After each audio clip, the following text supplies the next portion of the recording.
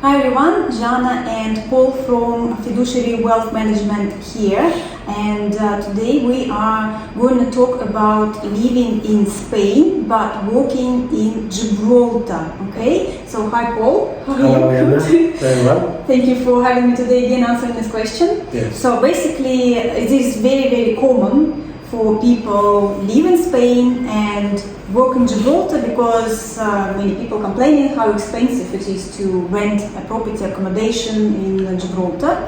And so I want, of course, Paul to give a bit of just overview of what you really need to know about this, like what it is involved, like what to do with taxes, is it really beneficial or not?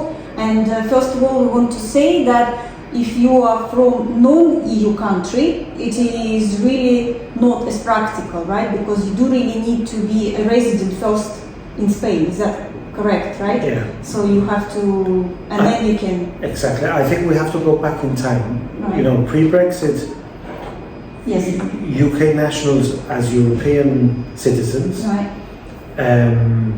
could, you know, move to Spain, establish their tax residency there, and then work in Gibraltar. Right. No problem. When the UK exited the EU, they are now non-European nationals, as you rightly say, so now they require visas. So someone who's planning to work in Gibraltar, they've got two options. One is you live and work here, and you're quite right. I mean, I think property prices have gone up 25-30% in the last 2.5 years during COVID and beyond. So either you buy or rent and live here and work here, or you go to Spain, you get a visa, and then you work in Gibraltar. I don't know the finer details, but I understand that it's complicated because you are moving to Spain to work, but you're not actually working in Spain. Yes. You're working in a third country, and that third country is not even a European country. To make it even more complex. So it's a complex process, and you can actually do it from my conversations with recruitment agencies in Gibraltar. There's a way of doing it, and I understand. This is not my area of speciality, but what they do is the recruitment agents, you know, they secure a role for an individual, they tell them to establish residency in Gibraltar for 3 months, Right. whilst they apply for the visa in Spain, Alright. and then they move to Spain and rent in Spain. Oh. So it's complex. Yeah, it is. It's not straightforward anymore. No. And of course, living in Spain and working in Gibraltar is also has its intricacies, because you pay tax in Gibraltar. Gibraltar has a double taxation treaty with Spain, so you don't pay twice, but you pay your taxes in Gibraltar, but then you're assessed for tax in Spain as a tax resident in Spain. And of course you pay tax in Gibraltar based on the tax rates here, the tax system here. And then in Spain they assess how much tax you paid on your income based on Spanish tax rules and the allowances you're entitled to. And you pay, and then they see whether you've paid enough to cover what you're due, in which case not a problem, or you paid less, or sorry, you paid more than what you're due, when the Spanish tax authorities don't do anything, or you paid less. If you paid less, so someone comes to Spain, lives, works in Gibraltar, they earn 30,000, they pay 10,000 tax here in Gibraltar, and then the following year they're assessed for tax in Spain. Right. I say, okay, you earn 30, you pay 10, let's see in the tax system, based on the allowances and your personal circumstances, how much tax are you due? And they work it out and say, oh, you're due 11,000, 12,000 euros or 13,000. Oh, you paid 10, there's a difference here. This is what you do, you only pay on the difference. Right.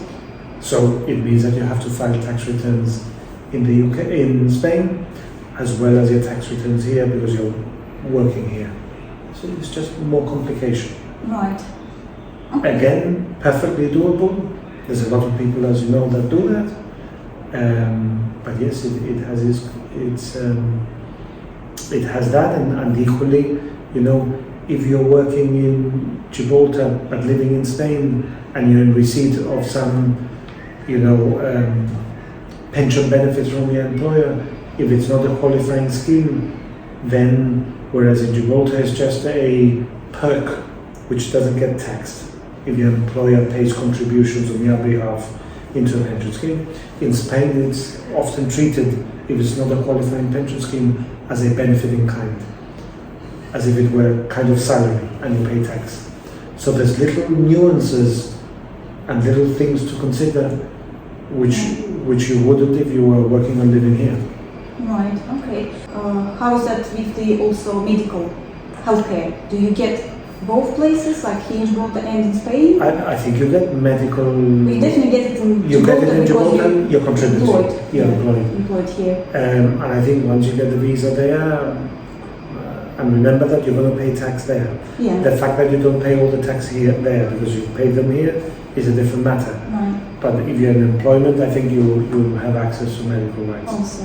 So that's it, guys. Well, thank you very much for Thank once you, again Anna. for giving the answers to this question. And of course, if you would like to know more about any other types of residency here in Gibraltar for either UK citizens or non-UK citizens, you can watch our previous videos and of course ask Paul and his team, and find all the links in the description under this video. So thank you for watching, guys, and we will see you next time. If you have any questions, of course, please write, and we will try to give you answers again. Okay, thank you, bye. Okay.